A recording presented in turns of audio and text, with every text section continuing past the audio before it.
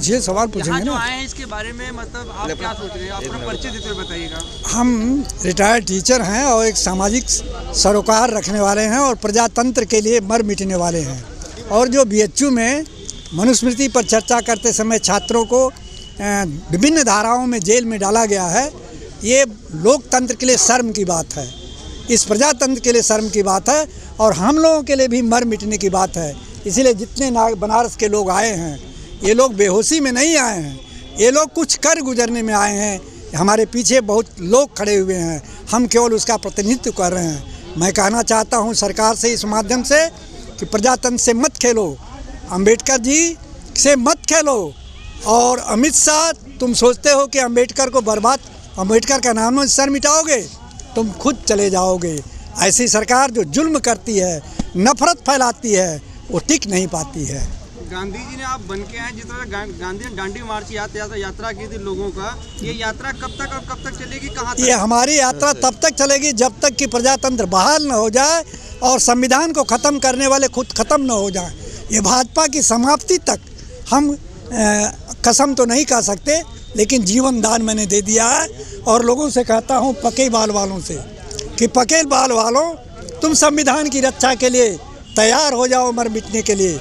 इन नौजवानों को अभी छोड़ो, हमारे बाद ये आएंगे, लेकिन पके बाल वालों की बड़ी जिम्मेदारी है कि हम लोग प्रजातंत्र की रक्षा के लिए, संविधान की रक्षा के लिए इन अपने बच्चों को छुड़ाएं। जो यूनिवर्सिटी के छात्र एक लोगों की रक्षा के लिए, मनुस्मृति के विनाश के लिए, मनुस्मृति जो है इस देश के लिए कलंक है। संविधान, बाबा साहब का संविधान ही इस देश के गौरव को बढ़ाएगा, दुनिया में हमारा मस्तक ऊंचा करेगा। और जब तक मनुस्मृति लागू थी, ये देश कहाँ था? और अगर ये कुछ लोग जो मनुस्मृति लागू करने वाले हैं सोच रहे हैं देश को बर्बाद कर देंगे, देश टूट जाएगा। इन्हीं शब्दों के साथ मैं अपनी बात समाप्त कर रहा हूँ। आप अपना परिचय बताते हुए बताइए कि आज आप लोग। मेरा नाम एसपी राय है और ये 25 तारीख को जो मनुस्मृति पर बीएचयू के कुछ छात्र परिचर्चा कर रहे थे, उस समय उनकी गिरफ्तारी हुई।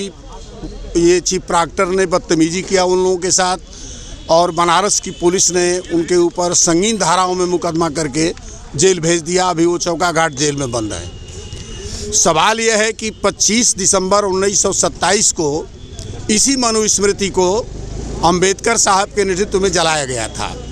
आज तक 1927 से लेकर के मोदी के सरकार तक किसी भी भाजपा और आरएसएस ने आज तक साहस नहीं किया उसके एक साधारण मेंबर ने कि वो कह दे कि बाबा साहब ने मनुस्मृति जलाया था तो वो गलत किया था। और आज स्मृति पर परिचर्चा के चलते आज 13 छात्रों को, जिसमें 3 लड़कियां भी हैं, गिरफ्तार करके जेल भेजा गया। इस संदर्भ में नागरिक समाज की ओर से पुलिस कमिश्नर को डेलीगेशन दिया गया। इस पूरे मामले की जांच करने और दोषी अधिकारियों पर कार्रवाई करने की बात उठाई गई।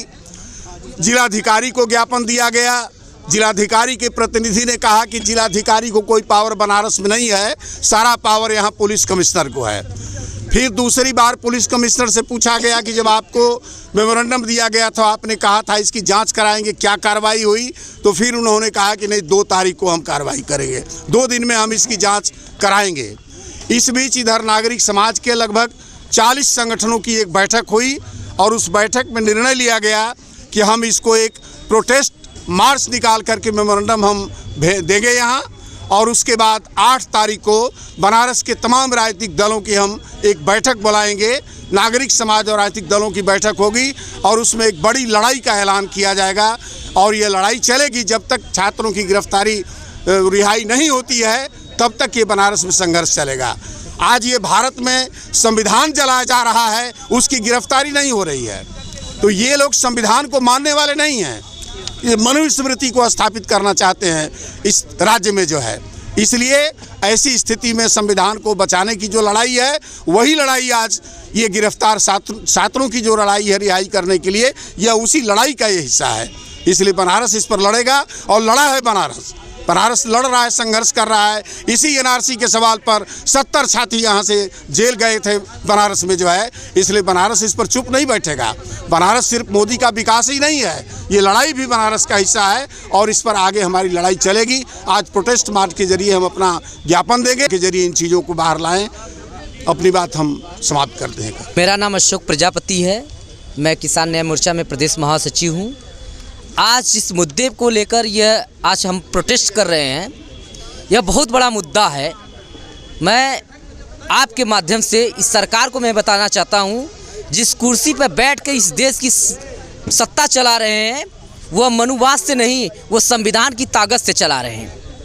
और दिल्ली में जब संविधान जलता है, प्रोटेस्ट करने का क्या तात्पर्य? मेरा तात्पर्य ये है प्रोटेस्ट करने का कि ये जो मनुवादी विचारधारा के जो लोग हैं या मनुवादी विचारधारा से जो सरकार चला रहे हैं, उनसे मेरा ये कहना है कि जो हमारे 13 छात्र स्टूडेंट को गिरफ्तार किए हैं, उन्हें तत्काल उनको बाइज्जत बरी किया जाए, क्योंकि संविधान लागू होने से पहले बाबा साहब ने इसकी दहन कर दिया था 25 दिसंबर 1927 को।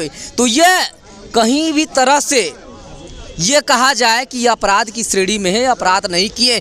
ये मनुवादियों की सोच है कि अम्बेडकरवादी विचार। तारीख को गिरफ्तार किया गया था, ये 25 दिसंबर को। 25 दिसंबर। आज 25 दिसंबर से आप जोड़ लीजिए, 4 दिसंबर। आज 4 जनवरी हो गई है और 2025 चल रहा है। तो जिस तरह अभी तक रिहा नहीं हुआ, अगर रिहाई नहीं होती है तो क्या आगे का प्लान है? पूरा प्रदेश, पूरे देश, पूरे बनारस में एक बहुत बड़ा आंदोलन होगा और सारे अम्बेडकरवादी विचारधारा के जितने भी हमारे और संविधान को मानने वाले जितने भी हमारी जनता है, वो इन छात्रों की लड़ाई के लिए आगे आएंगे। जिला प्रशासन से लड़ाई होगी, सरकार से लड़ाई होगी और जब तक इनकी रिहाई नहीं होगी, हम लोग इससे बड़ा आंदोलन करने के लिए तैयार है और हर एक कुर्बानी अपने बहन और भाइयों को देने के लिए तैयार है। आज का हाँ, यहाँ हमारा ज्ञापन बन चुका है। यहाँ जिलाधिकारी महोदय के माध्यम से राज्यपाल और राष्ट्रपति जी को ज्ञापन जाएगा।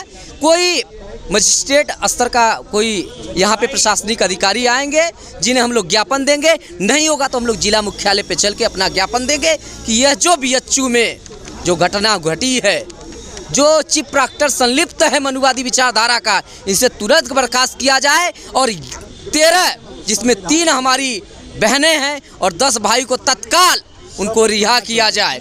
और इसलिए संविधान से यह देश चलता है। धाराओं में गिरफ्तार किया गया, आपको पता है? ये संगीन BNS की नई धाराओं में धाराएं अभी हम FIR की जो धाराएं, तारीख से आज 15 दिन हो गए अभी तक। नहीं, ये हमारे जो अधिवक्ता महोदय हैं उस पर गहन अध्ययन कर रहे हैं और उसके लिए बेल के लिए भी प्रक्रिया अपनाई है। धाराएं कौन-कौन सी हैं? धाराओं का अभी जो कि हमारे हाथ में वो FIR की जो कॉपी अभी हम अधिवक्ता महोदय से नहीं आए हैं, इसलिए उन धाराओं को नहीं बना पर